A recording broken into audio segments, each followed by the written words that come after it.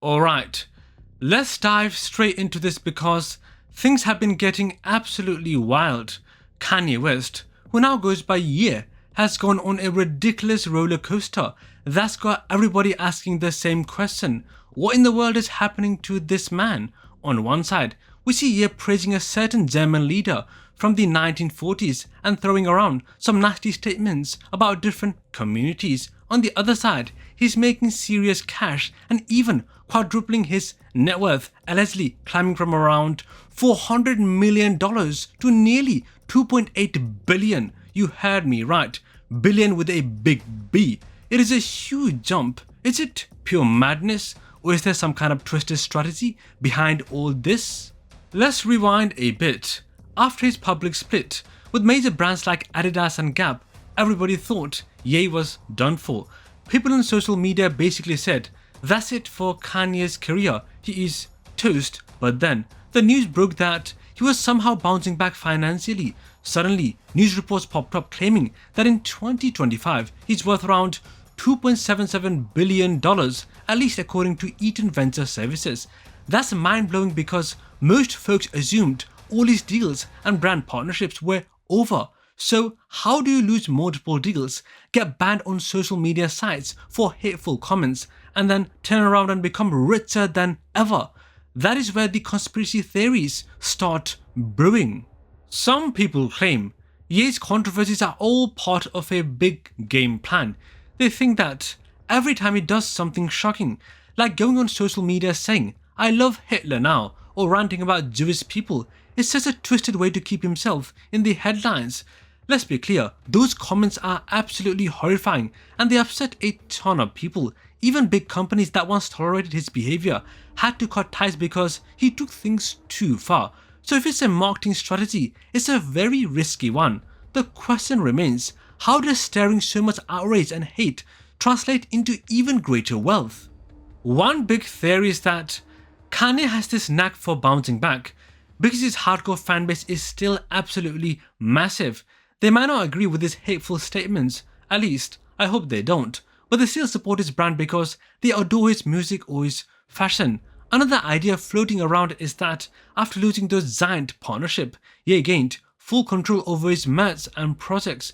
Without a middleman, he can pocket a bigger slice of the profits. If he sells directly to fans, the margin is all his. Some folks argue that he's acting on some level of genius marketing, where being hated by the masses can still create intense curiosity, enough for people to check out whatever he's selling. They might do it just to see what outlandish thing he'll do next. Is that a good reason to buy a pair of overpriced sneakers? Who knows? But let's not ignore the downright weird stuff he's been doing. He posted on X, formerly Twitter, about Elon Musk stealing his Nazi swag, which sounds so off the wall. It's almost comical if it weren't so disturbing. Apparently, Ye claims Musk made some kind of salute during Donald Trump's inauguration rally, and Ye believes he deserves credit for it. This might be one of the strangest sentences I've ever had to say out loud, but here we are. This is the level we're at with Kanye West. We are arguing about who invented the Nazi swag. If someone told me this scenario a few years ago, I would have laughed and said they were joking. Oh boy.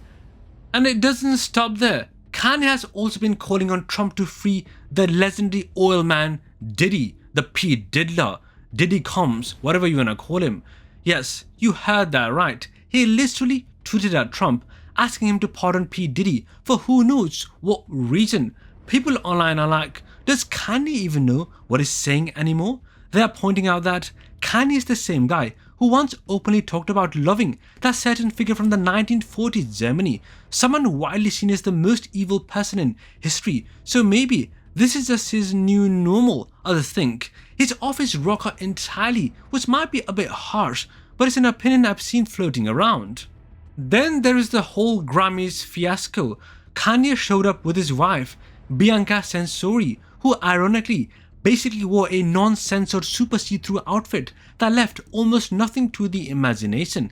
It caused a huge stir, and people called it everything from the worst fashion decision ever to complete disrespect of womanhood. Some folks felt it was a plain indecent and used words like abuse and humiliation, claiming Ye is forcing her to be some sort of walking art project. Others say, hey, it's fashion, it's expression, and she consented, so let them do whatever they want. But as usual, opinions are split down the middle. All the same, you can't deny that it got people talking again. Like I said, every time Ye does something wild, it's front page news.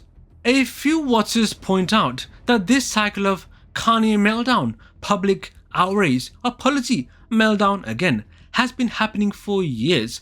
It's like some twisted soap opera. We had the slavery was a choice statement years ago, the I'm gonna run for president spectacle, the alliance with certain far-right figures, and the anti-Jewish statements that got him kicked off social media. Each time he either backpedals, says I'm sorry, or tries to clarify his comments, then a short while later he's back with something even more outrageous. At this stage, you'd think the public would tune it out, but we don't. We keep feeding it by paying attention. Maybe that is the real secret to Ye's power. He's got everybody hooked on the question, what's Kanye gonna say or do next? A lot of you might be wondering if there is a mental health angle here. Some think Ye's mental health struggles, which he openly talked about in the past, are responsible for these episodes. Others suspect he's using mental health issues as a shield to do and say terrible stuff without consequences. It's tricky because mental health is a serious topic, but hateful statements are still hateful no matter the cause. Many people on social media say, look, we can empathize with mental illness, but praising that 1940s figure crosses a line, and I can see where they are coming from. There's a huge difference between feeling compassion for someone and excusing harmful behavior that targets entire communities. Then there is the business side of things. Remember how I mentioned that Ye's net worth allegedly soared to about $2.8 billion whopping dollars? Adidas once reported massive profits from Yeezy products, his shoes and apparel. After they dropped him, they had $1 billion stockpile of Yeezy merchandise just collecting dust. They had to figure out what to do with it, because burning it would be a huge waste and an environmental disaster. They decided to sell it off and donate some of the proceeds to organizations fighting hate. A decent gesture, sure, but it also showed that even when Kanye's brand is toxic, the actual products remain in high demand. This is probably why some conspiracy theorists believe the meltdown is all staged. They'll say he's stirring the pot to get out of contracts so he can own everything himself and rake in all the cash. Could that be? I'm not entirely convinced, but I can't blame folks for theorizing. There is something surreal about the fact that each controversy seems to drive more curiosity, which leads to more sales. And let's not forget the comedic angle. Comedians like Jimmy Kimmel joked that maybe Will Smith should have slapped Kanye West at a recent award show instead of Chris Rock. Today users have turned Ye's rants into memes, with some people ironically thanking him for the free entertainment. It's almost like a bizarre performance art piece, except it involves real hatred and real world consequences. So, where does all this leave us? Is Ye a marketing mastermind who's willing to step into the darkest corners of public disclosure for publicity? Is he a talented artist who has completely lost the plot? Or is it something in between? Nobody really knows for sure, but what we do know is that people keep talking about him, and as the saying goes, there is no such thing as bad publicity in Kanye's world. That seems to ring true in a big way. People are genuinely torn. Some used to be huge fans and now feel betrayed or embarrassed by his actions. Others remain loyal, claiming it's all part of his creative genius. And then there is the rest of us, just sitting on the sidelines, shaking our heads and wondering how this can possibly keep getting crazier, yet somehow it does. I don't know if Kanye has a master plan or if we are just watching his public meltdown in real time. All I can say is that this man's life is a never-ending drama that mixes music, fashion, politics and shock value like it's nobody's business. Even though some folks are begging him to just stop, the controversies keep coming and piling up, and ironically, each time they do, we cannot help but pay attention, just like right now.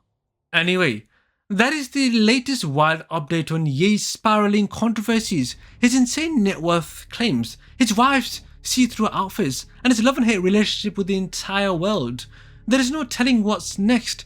Maybe he will announce he's running for president again. Maybe he'll drop an album that breaks the internet. Who knows? Until the next explosion, stay curious, stay skeptical, and try not to get whiplash from all the plot twists. That's all for now. Thanks for sticking around and hearing me out on this surreal saga of Kanye West. We'll see if he manages to top this madness in the coming days, but knowing Ye, anything is possible.